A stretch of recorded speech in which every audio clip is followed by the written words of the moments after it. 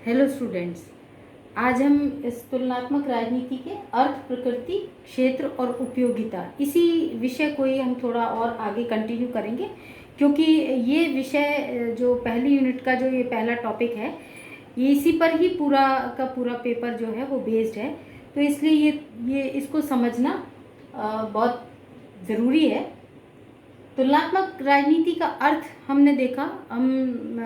जैसा कि मैंने बताया था कि हम बीए पार्ट फर्स्ट में भी तो राजनीति शास्त्र का परंपरागत दृष्टिकोण और राजनीति विज्ञान का आधुनिक दृष्टिकोण पढ़ करके आए हैं, और राजनीतिक सिद्धांत कैसे बनते हैं, राजनीतिक व्यवहार की प्रक्रिया को कैसे समझा जाता है, विभिन्न देशों की राजनीतिक व्यवस्थाओं का अध्ययन कैसे किया जाता है, विकासशील देशों की राजनीतिक व्यवस्थाएं, विकसित देशों की राजनीतिक व्यवस्थाओं का अध्ययन हम कैसे करते हैं, क्योंकि दोनों में अंतर है।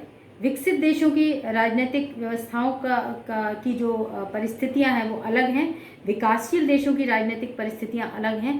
द्वितीय विश्व युद्ध के बाद ये एक बहुत बड़ा परिवर्तन जो अंतर्राष्ट्रीय राजनीति में आया, उसके आधार पर जब हम देखते हैं कि एक तरफ तो जो दो बड़ी महाशक्तियों में विश्व बटा, विकसित राष्ट्र जिस एक तरफ अमेरिका पूंजीवादी शक्ति और दूसरी तरफ साम्यवादी शक्ति सोवियत संघ, और युद्ध के बाद अफ्रीका, लैटिन अमेरिका जैसे छोटे छोटे जो विकासशील अवस्था में थे वो देश भी सामने आए, नवोदित राष्ट्र सामने आ गए। और द्वितीय विश्व युद्ध के बाद उपनिवेशवाद का भी अंत हुआ, साम्राज्यवादी प्रवृत्तियां भी खत्म हो रही थी, इसलिए अंतर्राष्ट्रीय शक्ति में राष्ट्रों का कहीं ना कहीं एक तरफ विकेंद्रीकरण हो रहा था। और तीसरा, जो नए राष्ट्र थे, जो छोटे छोटे राष्ट्र थे, उनको भी किसी न किसी मंच पर एक साझा होने का जो एक जिम्मा था वो भी बड़ी महाशक्तियों ने ले लिया। और हम देखते हैं कि सेकेंड वर्ल्ड वॉर के बाद या युद्ध के बाद जो विज्ञान और तकनीकी का जो एक क्रांतिकारी परिवर्तन धीरे धीरे आया, उसके आधार पर भी कहीं ना कहीं मानवीय चुनौतियां भी सामने आती चली गई। जैसे हम कहें कि यूएनओ की स्थापना हो गई, या ह्यूमन राइट्स आ गया 1948 में, मानवाधिकार आयोग की स्थापना हो गई। तो इस तरह की चीज़ों से राजनीति विज्ञान को विज्ञान कैसे बनाया जा सकता है, इस विषय पर चर्चा शुरू हो गई। आदर्शात्मक जो प्रतिमान थे राजनीति विज्ञान के, राजनीति शास्त्र के, वो धीरे धीरे खत्म होने लगे और एक व्यवहारात्मक उपागम जो था वो राजनीति विज्ञान में प्रवेश करना शुरू हो गया। तो जब हम तुलनात्मक राजनीति का अर्थ जब हम समझते हैं तो हम कई बार कुछ ऐसी चीज़ों को, कुछ ऐसे शब्द सामने आ जाते हैं जो उसके ही पर्यायवाची होते हैं या वो मिले जुला अर्थ प्रदान करते हैं। जैसे हम कहें कि तुलनात्मक राजनीति का मतलब है तुलनात्मक शासन, या हम कहें तुलनात्मक राजनीति का अर्थ है तुलनात्मक पद्धति, या हम कहें कि तुलनात्मक राजनीति का अर्थ है तुलनात्मक विश्लेषण। तो ये तीनों ही शब्द जो हैं, शासन, पद्धति और विश्लेषण, ये कहीं ना कहीं एक दूसरे के पर्यायवाची शब्द हैं और जो कहीं ना कहीं सिमिलर अर्थ जो है वो प्रदान करते हैं। फिर हम कहें तुलनात्मक शासन और तुलनात्मक सरकार। जब हम शासन और सरकार की बात करते हैं तो इसका संबंध राजनीति से ही है। राजनीति का जो एक अर्थ है वो व्यापक हुआ राजनीति विज्ञान बनाने में। इसको समझने के लिए हम थोड़ा सा पीछे चले जाएं। जैसे हम कहें कि हमने प्लेटो पढ़ा है, हमने अरस्तु पढ़ा है, प्लेटो का आदर्शवाद, अरस्तु का यथार्थवाद, है ना, और जिन्होंने राजनीति एक विज्ञान है उस पर बल दिया। अरस्तु ने राजनीति विज्ञान है पर बल दिया। राजनीति विशेष लोगों की समझ हो सकती है, विशेष प्रकार का व्यवहार है। उस व्यवहार को समझने के लिए और राजनीति व्यवहार को समझने के लिए डेविड ईस्टन जैसे विद्वान, जिन्होंने एक मॉडल क्रिएट किया इनपुट और आउटपुट मॉडल, और उसकी चर्चा हम आगे चल कर के करेंगे जब हम तुलनात्मक राजनीति के विभिन्न उपागमों और अप्रोचेस की बात करेंगे। तब हम डेविड ईस्टन का व्यवस्था सिद्धांत या संरचनात्मक प्रकार्यात्मक उपागम, आमंड पावेल का, और मार्क्सवादी लेनिनवादी उपागम, इस तरह के उपागमों पर भी हम चर्चा करेंगे, उस पर भी प्रकाश डालेंगे, क्योंकि उसका संबंध तुलनात्मक राजनीति से है। अब हम कहें कि तुलनात्मक राजनीति में के अध्ययन में नवीनता लाने के लिए किस प्रकार से हम विभिन्न संविधानों का अध्ययन इस तुलनात्मक विषय के द्वारा कर सकते हैं, तो और इसकी उपयोगिता क्या है। सबसे बड़ी चीज़ है कि इसकी उपयोगिता क्या है, क्यों हमें करना है ये तुलनात्मक अध्ययन, और इसकी आवश्यकता क्या है, इसका महत्व क्या है ना। और इस राजनीतिक व्यवस्थाओं की जो प्रक्रियाएं हैं, उन प्रक्रियाओं का जो की तुलना क्यों आवश्यक है। किसी भी विषय के आगे जब हम क्यों लगा देते हैं, जैसे हम कहते हैं ना कि राजनीति में कौन कब कहाँ और कैसे प्राप्त करना चाहता है, तो कौन कब कहाँ और कैसे, सब पे क्वेश्चन मार्क लगा हुआ है, प्रश्न चिन्ह लगा हुआ है। तो हमें क्यों करना है इसका, इस विषय का अध्ययन दूसरे राजनीतिक व्यवस्थाओं के साथ हमको इसका अध्ययन क्यों करना है, इसके आधार पर, इसके आधार को हमें समझना पड़ेगा।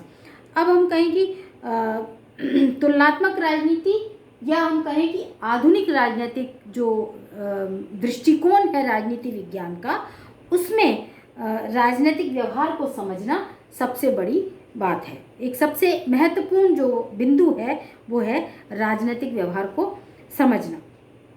अब राजनीतिक व्यवहार क्या है?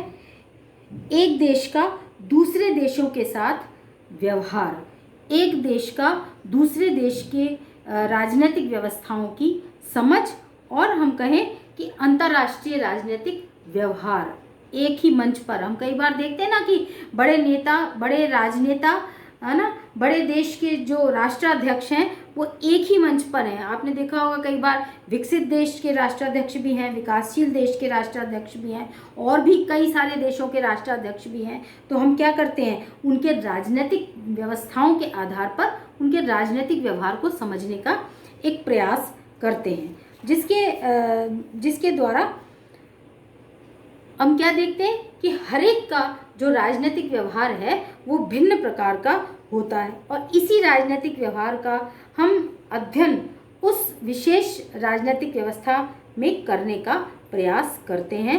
जैसे हम कहें कि अरस्तु का जो एक परिभाषा है राज्य के लिए, जैसे अरस्तु ने कहा ना कि राज्य समुदायों का समुदाय है, इसलिए वो एक सर्वश्रेष्ठ समुदाय है, और वो सर्वश्रेष्ठ समुदाय ने राज्य का निर्माण किया। अब वो सर्वश्रेष्ठ कैसे हुआ? तो अरस्तु राज्य के लिए एक सकारात्मक दृष्टिकोण अपनाता है। ये हम कहें कि ये एक आदर्शवादी दृष्टिकोण था, या एक ये यथार्थवादी दृष्टिकोण है ना। उसी के आधार पर धीरे धीरे जैसे जैसे समय और संदर्भ बदलता चला गया, वैसे वैसे ही हम ये देखते हैं कि 1945 से लेकर के 1960 के दशक तक हम मानते हैं डेविड ईस्टन ने जो एक सामान्य व्यवस्था सिद्धांत उपागम की बात करी, और एक देश की राजनीतिक व्यवस्था का अध्ययन किस प्रकार से, किन परिस्थितियों में और किन आधारों पर किया जा सकता है, उसको लेकर के हम चर्चा आगे कंटिन्यू करेंगे। दूसरा ये एक सबसे बड़ी चीज़ कि राजनीति को वैज्ञानिक बनाना, राजनीतिक अध्ययन को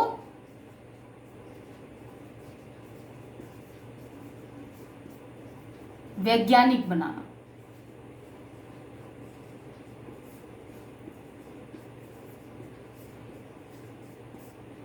क्योंकि हम ऐसे विषय को, ऐसे समाज विज्ञान के विषय को हम विज्ञान की श्रेणी में रख रहे हैं, तो ये कोई लेबोरेटरी में जाकर तो सिद्ध होगा नहीं।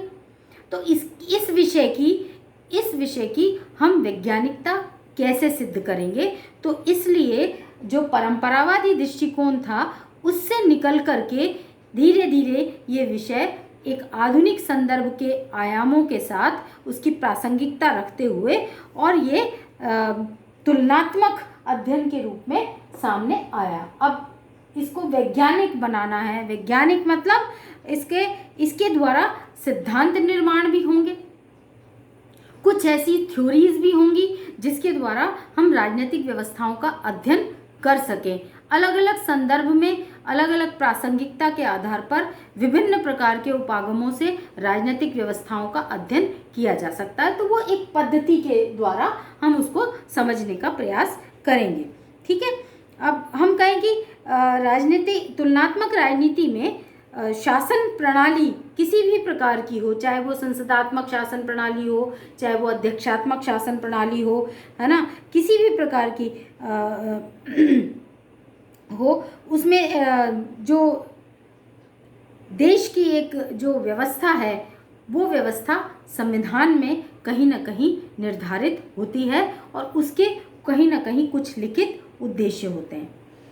फिर जो प्रचलित कुछ सिद्धांत होते हैं उन सिद्धांतों की प्रामाणिकता कितनी है, क्योंकि संदर्भ के अनुसार सिद्धांतों की प्रामाणिकता भी बदलती रहती है और उसके आधार पर हम राजनीतिक सिद्धांत को वर्तमान परिस्थितियों के संदर्भ में उनको देखने का, समझने का और विश्लेषण करने का प्रयास करते रहते हैं। ठीक है, अब तुलनात्मक राजनीति में जब हम वैज्ञानिकता की बात कर रहे हैं तो जब हम देख रहे हैं कि तुलनात्मक राजनीति मतलब हम विभिन्न देशों के संविधानों का अध्ययन कर रहे हैं, तुलनात्मक अध्ययन।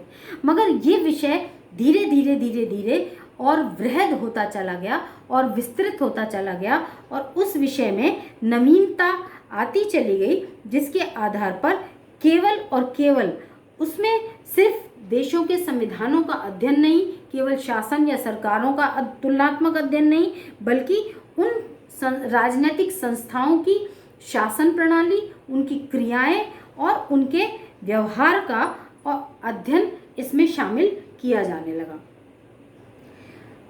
विभिन्न देशों की राजनीतिक व्यवस्थाएं, उनकी भौगोलिक परिस्थितियां, उनकी ऐतिहासिक परिस्थितियां, है ना, उसके आधार पर तुलनात्मक राजनीति का जो महत्व है, उसकी जो प्रकृति है, उसका जो क्षेत्र है वो धीरे धीरे विस्तृत होता चला गया।